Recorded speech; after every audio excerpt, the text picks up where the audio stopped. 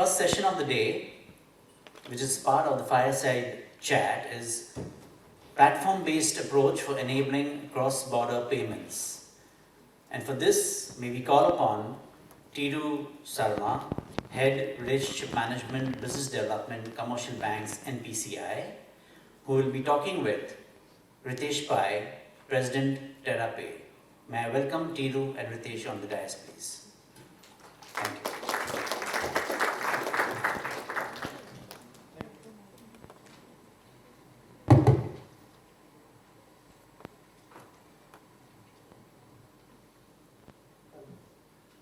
Good morning, all of you. Thank you for the introduction. Many of us know Ritesh very well. He is a pioneer in the field of payments and banking. So I'll just briefly touch upon a few achievements of Ritesh. So Ritesh Pai is currently President Products and Solution at TerraPay. And he's a commerce graduate with Masters in Financial Management from Mumbai University with over 25 years of banking experience. He is actively involved in mentoring and working closely with startup industry, fintechs in particular, and was ranked among the top 30 fintech influencers in India. He was awarded as India's best CDO in 2017 and VFSI Game Changer in 2019. He has spoken and participated as a speaker in various domestic and international forums pertaining to digital and fintechs. Welcome, Ritesh. Thank you for being here today. So TerraPay, as we know, all of it's one of the broadly distributed B2B platform, and then coming into more into now payments into consumer fund and globally is an amazing reach. So I will start with few questions. So the first one which I'd like to ask you about, TerraPay as a platform is one of its kind, right? And very unique yet relevant. Could you elaborate a bit more about TerraPay approach and its contribution to global remittances and digital payments? Sure, thank you. At the outset, thanking NPCI for inviting me here. It's really a great honor. I will take a shot at the second question first before answering the thing about TerraPay's unique proposition. I think data points always help us understand the situation much better, right? So, if you look at the overall migrant population in the world, it's almost in the range of 290 to 300 million, right? I mean, these are roughly estimated numbers. Now, if you put this migrant population in terms of a nation, right, it stands out to be the fourth largest nation in the world after China, India, and US. That itself gives us an idea of what is the opportunity that exists, right? Now, if you further drill down more, 90% of this migrant population move out in search of a better livelihood. So, if I were to put it in other words, more for an economic cause rather than anything else, right? And if you further drill down, 65 to 68% of this population is mostly the blue-collar workers. Average ticket size, and this is something, the reason I'm highlighting these points is because when we look at some pain points, we can also identify what are the opportunities that exist in the ecosystem, right? And in some of the markets, now that we have a fair understanding of, this has historically been our bread and butter business. In some countries, we've seen that, even sending an average ticket size of around 250 USD, people end up paying 5 to 7% as fees. Just imagine paying a $14 kind of a fee for a 250 USD kind of a remittance. It's criminal in today's day and age, right? Now, looking at the size of the remittance market, right? If you were to look at it, and again, I'm talking about the global remittance market, last 3 years, consistently, it has been crossing the 700 billion mark, right? 2021 specifically talking about, it was 773 billion. Now the interesting part, 295 billion worth of remittances that happened out of the 773 billion was purely digital, right? When we talk of remittances, we know simply it's like a transaction originating from one country, terminating in another country. but it comes with a lot of overhead.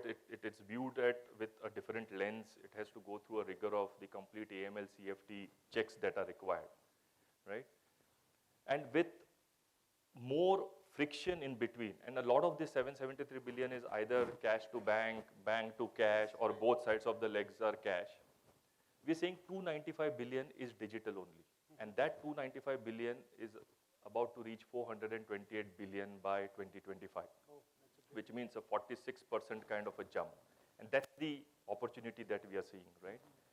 Additionally, one more data point to excite everyone is digital active users is about to reach a 95 million figure by 2025, which is again a 66% increase, which means there are certain trends that are coming in, right? Which is you have a young population coming into the mainstream. People are well versed with using technology services to do the remittance piece. I think pandemic has been a great booster. As they say, misfortunes come as a fortune. Contrary to the predictions that happened that the global remittance market may take a beating, it has shown great resilience. It has shown great resilience in terms of the throughput that has come out. And now with social distancing being a norm and non-face-to-face transactions being the new normal, I think we are seeing a tremendous uptake in the frictionless kind of a transaction, the non-face-to-face transaction. And that's exactly where I think TerraPay identified this sweet spot long back. And when I'm saying long back, about 4 to 5 years back when this entire infrastructure was being built in, it was with a mind. And again, while we are a B2B, which you already alluded to at the start of the conversation, we are only into the digital space.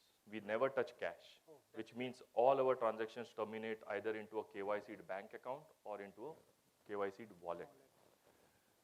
What are these trends? I mean, apart from the pandemic playing a role, apart from the new age population coming into the mainstream, people are well versed with doing things in a self-service mode rather than an assisted mode. I think there have been an influx of many new age partners, right, who are only into the digital interfaces, right? And then when they collaborate with an entity like a TerraPay, who has already the bells and whistles and the overall infrastructure right from the source to the destination, it is just redefining the price points at which this business is being conducted today. And that's where, when you talked about the state-of-the-art solution that TerraPay brings, we are a complete infrastructure. When we say infrastructure, many a times we mistake it for some superior tech, which just helps you move money from one point to another. But when it comes to cross-border kind of a business, right, there are more elements to it. There is compliance, the regulations, the AML CFT rules, the Forex, the liquidity management, the customer service. We create the entire infrastructure which gives the comfort to our partners both at the originating end or the destination end that this transaction is going to happen in a very seamless way. We have also seen the benefits of a completely digital kind of a transaction where I mentioned about that 5 to 7% kind of a transaction fee. That has come down drastically to 1 to 1.5% kind, in certain markets, which actually appeals to that segment, right? Now we are talking of a large percentage of segment which are blue collared and who can't afford these kind of exorbitant costs to be paid for money to be transferred. I think apart from this, the mission statement that we always followed at TerraPay was that the smallest payment deserves a borderless journey as safe as the largest, which means all our innovations that we do should ideally make a difference to the lowest common denominator in the society, the marginalized or the excluded ones, who, I mean, honestly, a lot of us sitting in the room come from a position of privilege, right? So we are used to organized ways of consuming financial services, but when you actually get some of these into the mainstream and they can see the transparency, the efficiency, the trust, the affordability, right? I think that is when the faith in that particular channel is established, and that's when the transaction consumption also goes up. Apart from the P2P, I think our unique proposition has now extended. I think post-pandemic or slightly prior to pandemic also, we have seen an uptake in the B2B side of the payments, the B2C side of the payments. Reason being a lot of cross-border trade, a lot of cross-border e-commerce transactions, they are also on the upside, right? My infrastructure continues to do the same. It's just that the compliance or the adherence, which are required from a P2P vis-a-vis a B2B, are the incremental changes. But given our historic experience in this business, I think it's just like, you know, we are able to, you know, address these use cases or these pain points very effectively. And again, it's like build once, consume multiple times. So once this infrastructure is in place, it's just about partners coming, plugging in, and enjoying the benefits of the interoperable system. Right. Thanks, Ritesh. I think rightly said, you know, the transparency, the convenience, and the affordability will give users the recurring of now the use of that platforms again and again. So that's well said, and I think TerraPay is on the right track on this side, you know, reaching out to the consumers. So as you said, you know, TerraPay is you know, kind of a platform with, you know, robust infrastructure, and the kind of uptime is around 99.97%, which is quite amazing. So just wanted to understand, you know, more about infrastructure that TerraPay has created to facilitate this cross-border payments. If you can highlight something. So I would go to the extent of saying that it's more than an infrastructure; it's a complete ecosystem. Right? Like I said, cross-border remittance is typically a transaction originating from one country and terminating into another. Right. But the kind of rigor or the journey that it has to go through, I think how much of fine-tuning or efficiency you can build without compromising on the safety nets that needs to be built, right? Because cross-border transactions are typically looked at with a different lens, right? And it comes with a whole lot of overheads because there are two separate regulators who are governing that same transaction. Right. So if you look at it, and if I were to compartmentalize it into various brackets, right from the source to the destination, or right from the originator to the beneficiary. One is, of course, the sender onboarding, right? I need to onboard him, I need to do his KYC checks, I need to do his negative scrubbing, the validations against all the sanctions lists, etc. That itself is an exercise, right? Second, same set of checks and controls are required on the beneficiary side. Right? Then it goes to your entire safety nets that are required, from risk rules, your AML, CFT regulations that I have to comply on both the sides. Very important thing is the Forex. Right. The Forex exchange rates, the liquidity management. That's where I talked about the affordability, right? How I can come up with something which actually reduce the price points of doing the business. Because if I am able to provide better efficiency, my partner in turn can provide it to his customers. Right? The liquidity management is again something our partners love us for. Today, as we speak, I think we are able to settle funds in 68 currencies. Oh, that's a great number. I mean, some of the points that you already alluded to, all our transactions actually get processed. 97% of our transactions get processed inside a minute. Our uptime is 99.97%. We as an entity are either regulated or have the necessary approvals in 26 geographies. Right? We are enabling almost 203 send countries and 104 receiving countries. We are having access to, rather powering almost 1.5 billion wallets, 4.5 billion bank accounts. So the entire ecosystem is in place. And the way the tech architecture is, it's a complete plug and play. My partners can do one handshake, he gets access to the entire ecosystem. At the same time, it's very modular.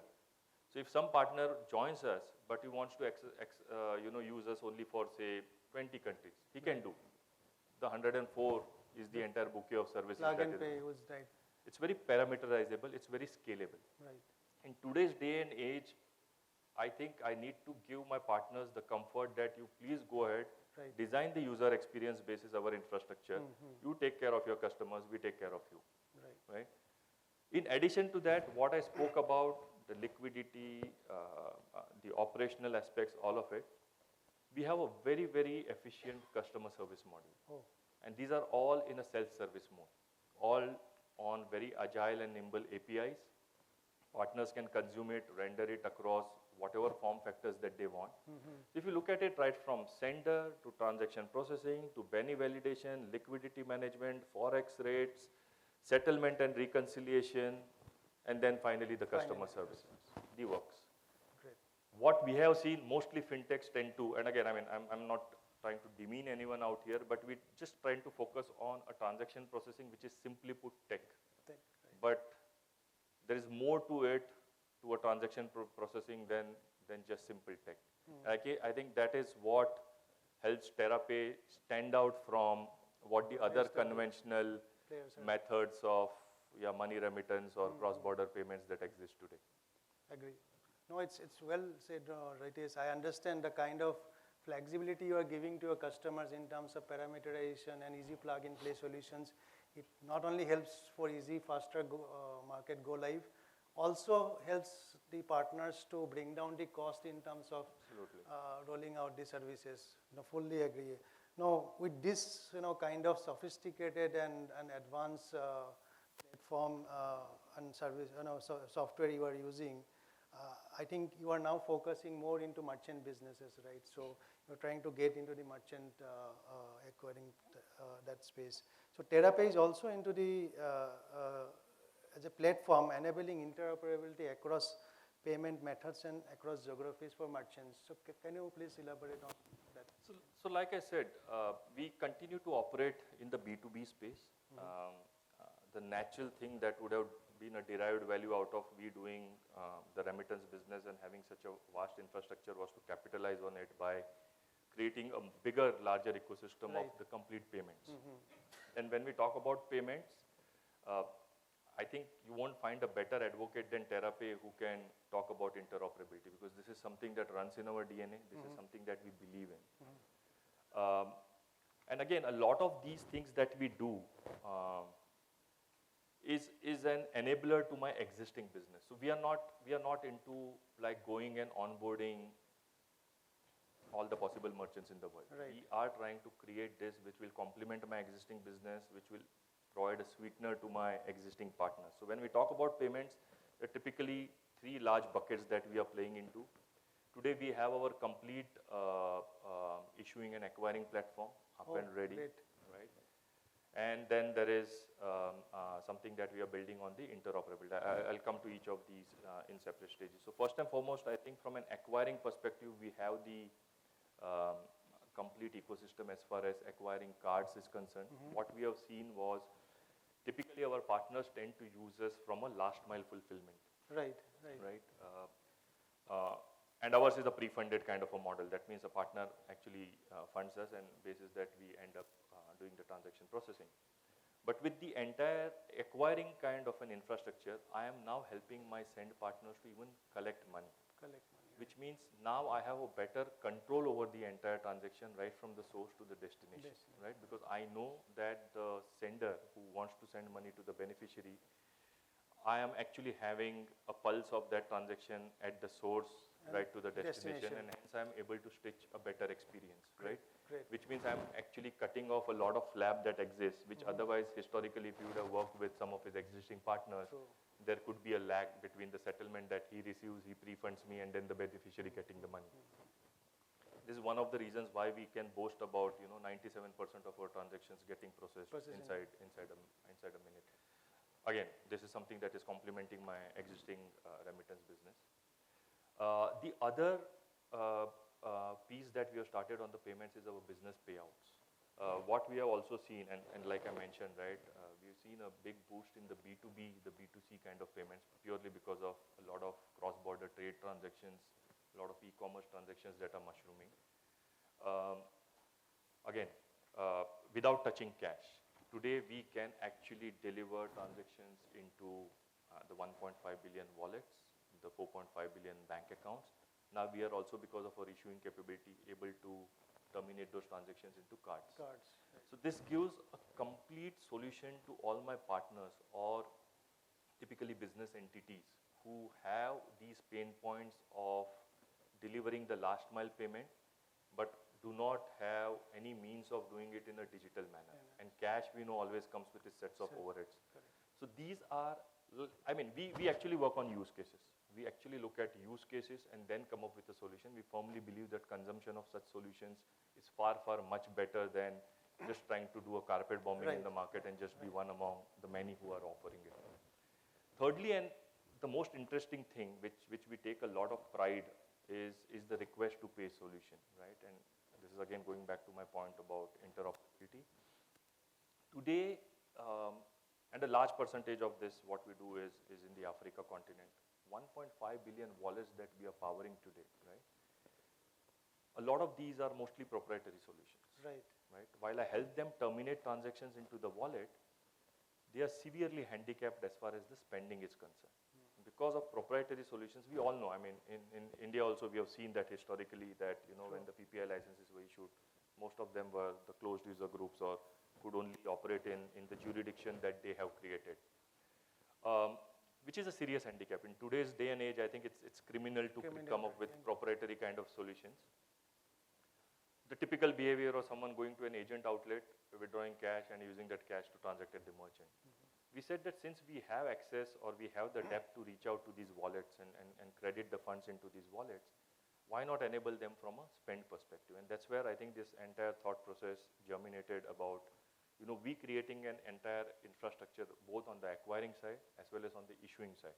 Mind you, again, sticking to our B2B principles, where on one side we have these large financial instrument issuers who are onto our network. On the other side, we have a large ecosystem of aggregators or typically network operators. And we continue to play the role of a payment facilitator or an intermediary, where we are bridging that particular gap. We are very conscious of the fact, and I often jokingly say that internally that, you know, if we were to get into the automobile industry, we are not going to start by reinventing the wheel, right?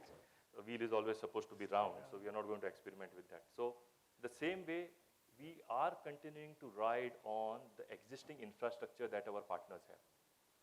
I mean, the kind of uptake that is there for USSD payments in the Africa continent, vis-a-vis, if you come to the Southeast Asia, the QR code is on the rise. If you go to some of the other developing economies, you will see a lot of proprietary terminals. Right. Our idea is you continue to stick to that form factor. We are the ones who will bridge the gap to ensure that the transaction happens. We also take care of the settlement and recon purely because we have the capabilities of doing that business on the remittance side. If we can handle settlement in 68 currencies, I think we can even do that for another 30, 40 more kind of currencies. And that's where we see value, right? I mean, at the end of it, without troubling the form factors on either side, if we are able to build that ecosystem and going right up to the customer grievance redressal and you know, the dispute management part of it. So that's the whole idea, and these are typically the three large pieces on the payment side. Like I said, selectively addressing certain pain points that exist in the ecosystem.